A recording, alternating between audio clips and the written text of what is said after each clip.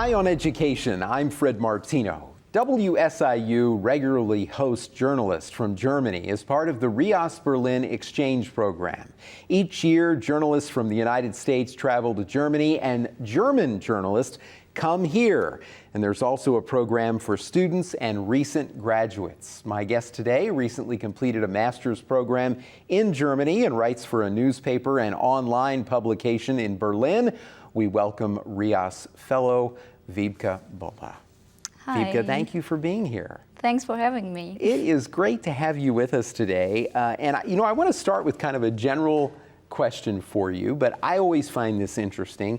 Tell me about your decision to apply for this program and what the highlights have been for you. Yeah, I guess my main goal to apply for this program was to meet other journalists, especially US journalists, just build international relations with them. And my highlights: in New York City, I got access to people and places I normally haven't to, for example, the UN, but I also the whole group met Phil Murphy, the governor of New Jersey, but also a woman who left the Jewish Orthodox community in Williamsburg, or the Judah Engelmeyer. He is the crisis communication manager of Harvey Weinstein. So that was really impressive and interesting to meet all of those different people. Incredible diversity, and you were with a group of little more than a dozen, I believe, journalists, right, from Germany? Yeah, we were 15. 15 overall, young. And this incredible diversity of meeting people in New York City for a week, and then you fan out all over the United States. You got to come to Southern Illinois, but folks were all over the United States with hosts, many of whom had been to Germany as part of the exchange program. Disclosure that I went to Germany about 20 years ago now, almost, and have been doing this ever since. And it's a real passion of mine to get to meet journalists from Germany, because I really believe in this idea of meeting other journalists from other countries, getting to learn more about other countries. Yeah. We really are, it's world affairs is so important today, and we're going to get to that discussion. But I have another basic question for you to get people to know you before we begin some of that more detailed information. Tell me about your decision to pursue journalism as a career. Why journalism? Yeah, I think I always wanted to write. It's a typical thing you always hear, but I also wanted to tell stories of other people, especially of those who aren't heard that much from the public. Voice to the voiceless. Yeah, very exactly. Interesting. From your time here, and I realize it's a short amount of time in the scheme of things, what has stood out most to you about the United States? I guess how different every state is. I mean, I have seen New York and then went to Missouri, St. Louis, and now being here in Southern Illinois. Every state is so different with different people, different laws, different problems. For example, in St. Louis, I heard first in my life, I heard about white flight. So I think that's the most outstanding for me, that it's such a big country and every place is so different. Okay, very interesting. So those social issues are very interesting to you. Yeah.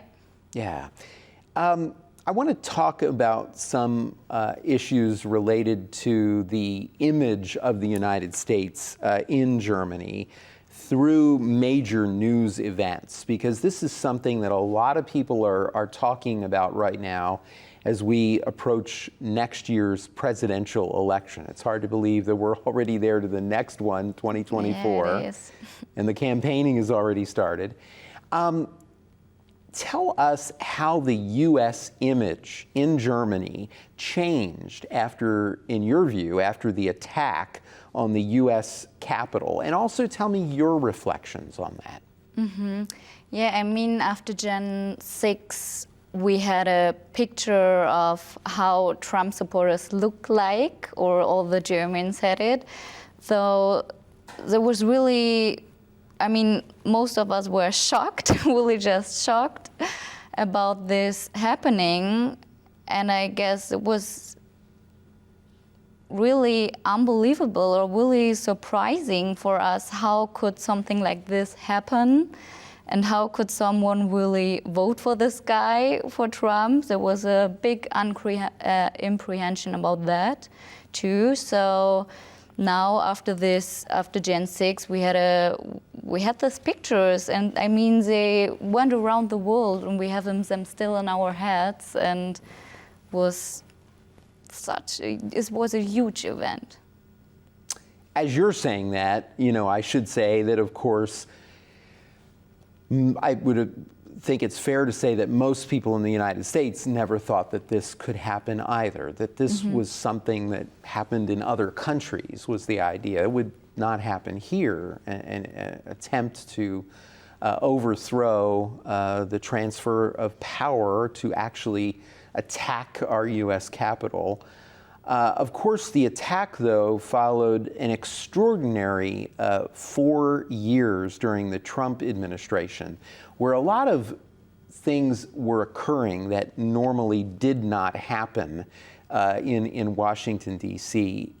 Even before the insurrection, tell me about former President Trump's impact on the U.S. image in Germany, and your own reflections on some of the things that you were seeing in Germany, because there's a lot of U.S. news in Germany. The U.S. is covered a lot. Mm-hmm. Yeah, I mean, Trump splits the society in two parts, and we could see that. On the one side, we had the Democrats, on the other side, the Republicans, and the different sides can't speak with each other anymore. They fight against each other, and it was not or unbelievable before. He was the president who polarized the political sides. So even though there always have been divisions in the United States, you felt that it was extraordinary, it sounds like, that the president kind of focused, in your view, on that division. Highlighted it, if you will. Yeah, I mean, Trump was really the first president I could ever imagine who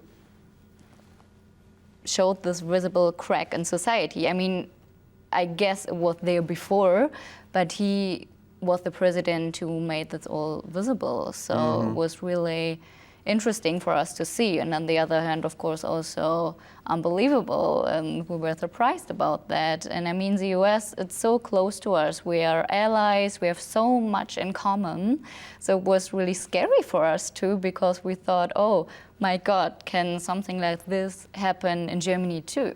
Okay, that's fascinating. Yeah, I mean, wondering what does this mean for Germany? What does it mean even internally? And we're going to talk more about that too coming up, because there are some things that have happened in Germany I want to get your thoughts on. But before we do that, I should say that while you were in New York City as part of this exchange program, you had a chance to meet some young supporters of former President Trump.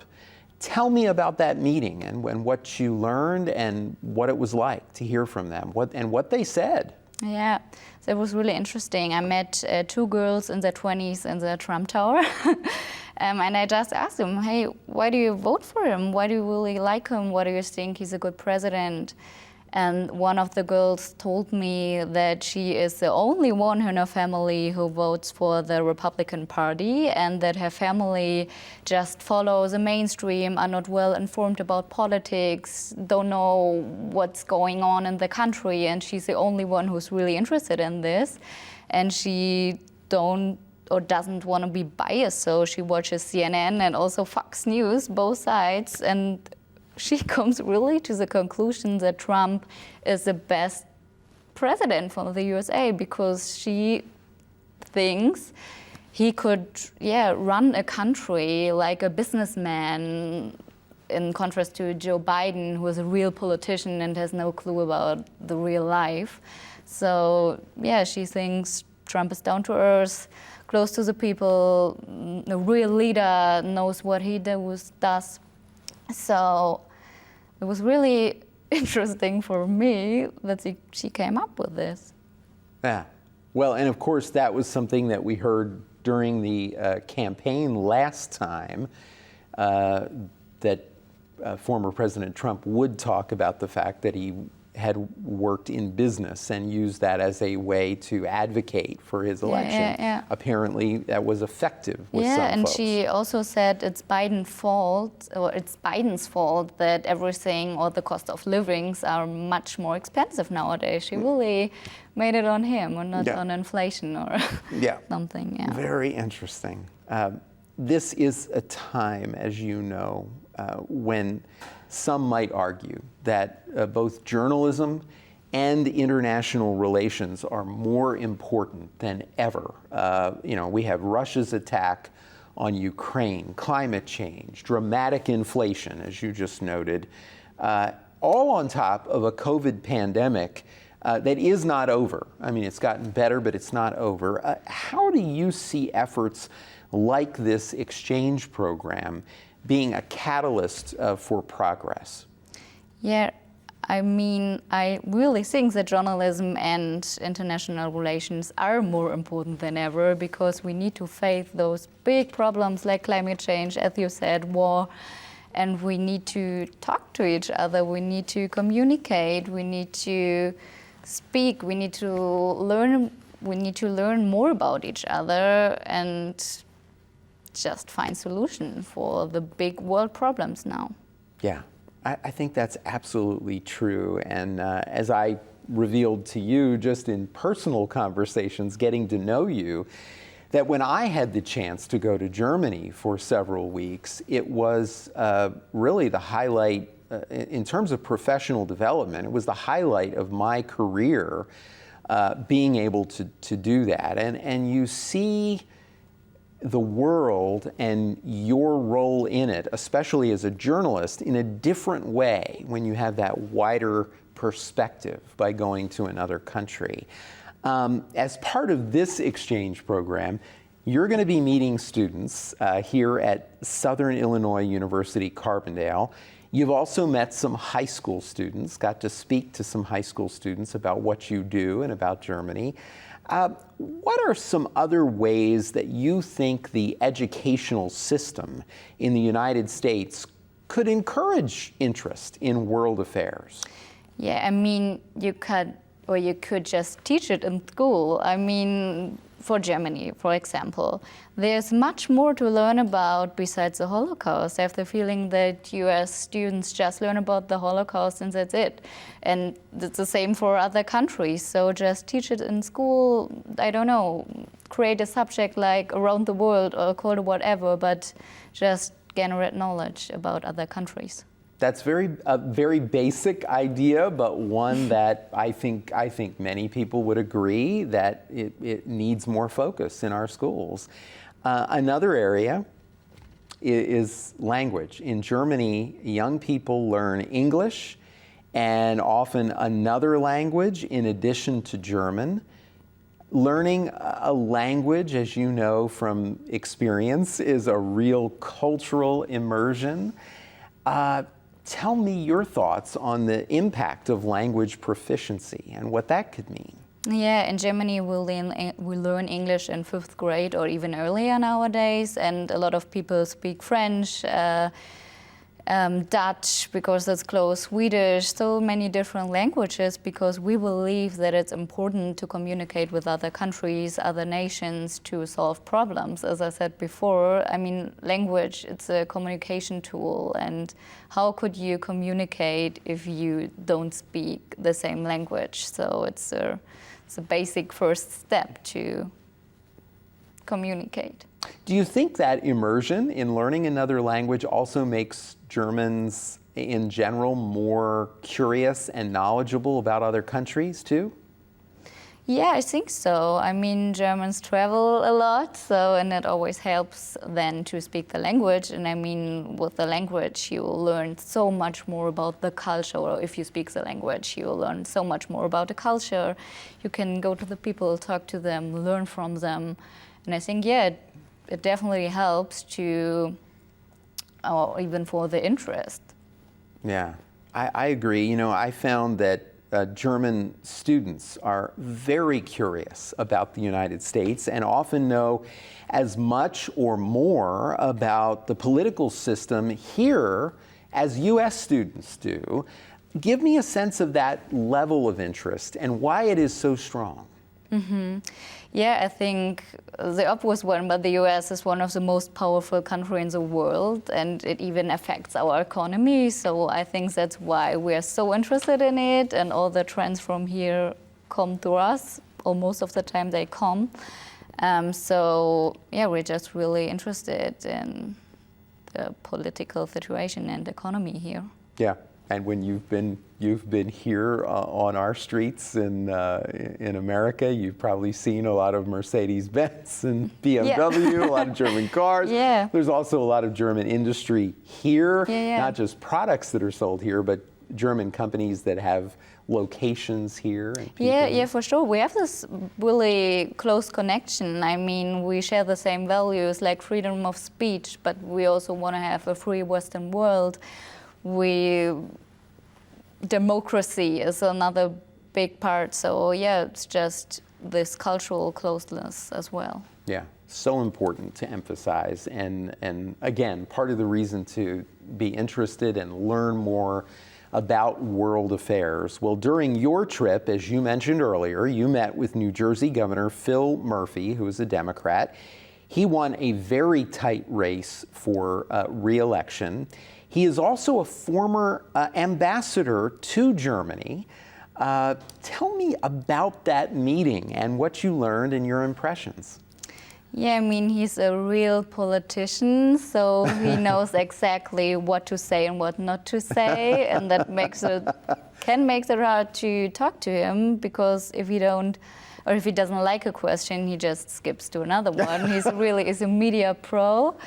But I think at the end, he's a good guy and advocates justice. So, It must have been interesting, also hearing from him as different maybe from some other politicians that you may have met or you may have seen in this trip or before the trip, because he was a U.S. ambassador to Germany. So he knew something about Germany. He had been to Germany quite a bit.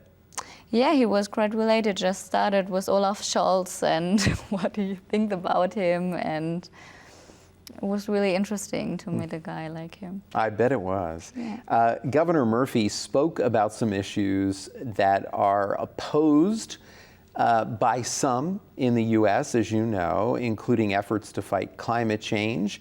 He talks about that openly. Germany has been a leader in reducing carbon emissions. This has been a major goal for the country. Tell me about that, and do you think that support will continue as we transition away from fossil fuels? Because that is something that's a challenge. There's no doubt about it. Yeah. What is important to say, our nuclear power plants need to be shut down this year, and our coal-fired power plants need to be shut down in the next 15 years, I think. So turning away from coal, oil, and gas is very important to stop climate change. And I really believe that people see the need, but green energy needs to be affordable. That's the most important thing. And that is a struggle. And of course, it's gotten even more difficult recently because of the war in Ukraine. But Germans, it seems, have come together on this. Yeah, most of them do, or most of us really are on the same page about that topic. But of course, like in every society, when the cost of living getting higher and higher, and really people struggling with that, then that can be a problem. So it's putting stress on the system. Yeah, basically. Of course. Yeah.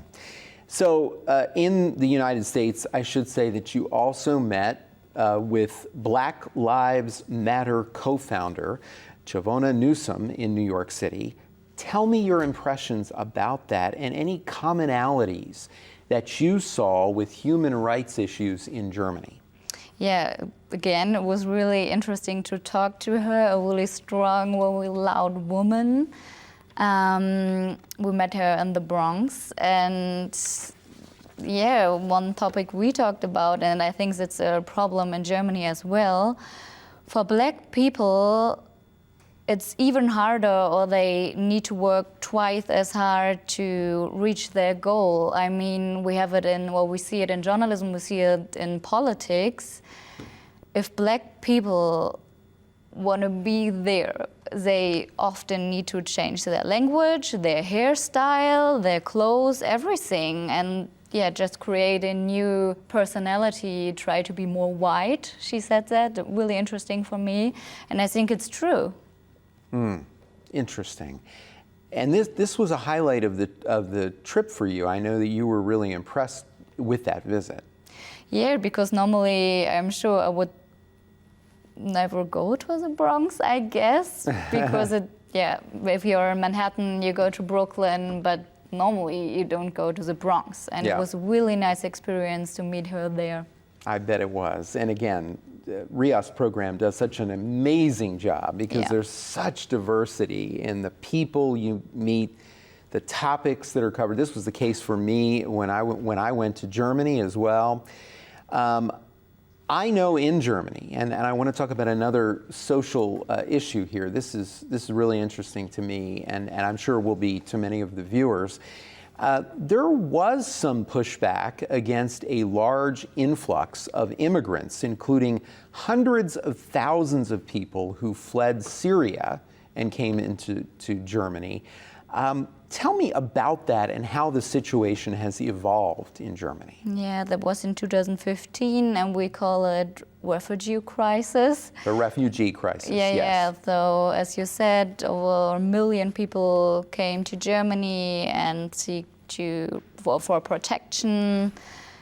A lot of them from Syria, and there was a big social debate about how we should deal with immigration policy. There was the welcome culture on the one side, and on the other side, the anger, or I don't want to say hate, but it was a bit like the hate to people who come from other countries. So we had these two sides.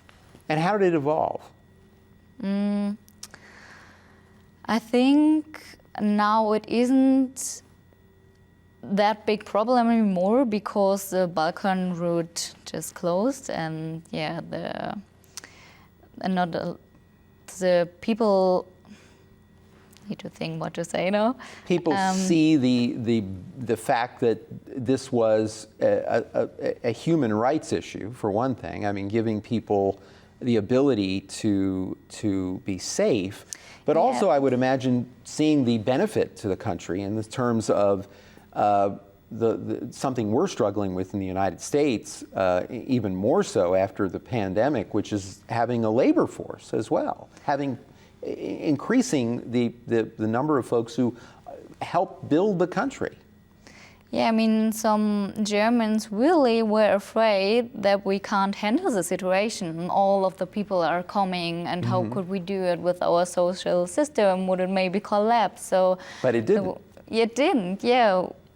But it was just really different opinions about this topic, about immigration policy, and it's there. It's still there. It's not gone yet, No. but it has evolved. Very interesting. One final question. You cover science issues in Germany, including COVID, and another one here that I want to hear more about in Germany. There was wide acceptance of the vaccine in Germany, but I understand there was some opposition, which is a commonality with the United States. Yeah. We had the Querdenker movement, or Querdenker, we call them like this. They were against the vaccination, and we had a lot of protests on the street. Politicians, but also the media, the press, we felt their hatred. One time I can remember, or can tell you about that, where there was a big protest in front of our office building in Berlin, and hundreds of people of this Querdenker movement people.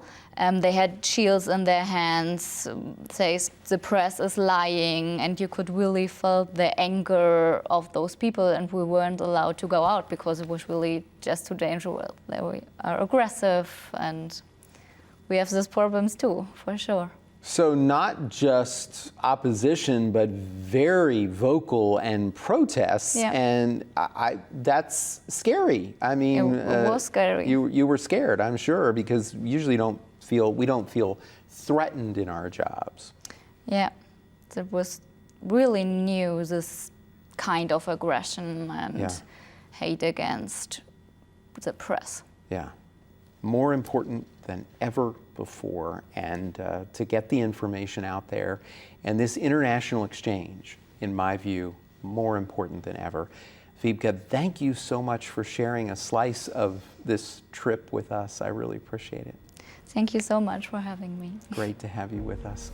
That is Eye on Education. My guest was RIAS fellow Wiebke Bolle. For all of us at WSIU, I'm Fred Martino. Thanks for being here. Have a great week.